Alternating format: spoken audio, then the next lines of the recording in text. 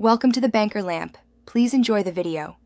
You start by verifying essentials, what headset and which Xbox you're using, because wired and wireless paths differ. Once done, inspect the plug, port, or dongle for dirt or loose contacts and reseat the cable firmly. This fixes most faults. Make sure the controller and headset are powered. Low battery can mute audio. If wireless, keep the headset within a few feet and avoid metal obstructions because signal interference often causes dropouts. Now you move into software.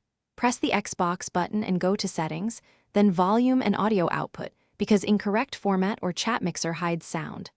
Change headset format from stereo uncompressed to Windows Sonic only if needed, and balance game/chat volumes so chat isn't silent. Next, open the Xbox Accessories app to check firmware. Outdated firmware can break audio. If an update appears, install it. Keep the controller connected during the update to avoid corruption. Finish by isolating the issue. Try the headset on a phone or PC and swap controllers, because that tells you if the headset or console is faulty. Power cycle the Xbox and perform a headset factory reset if available. Often this clears pairing glitches.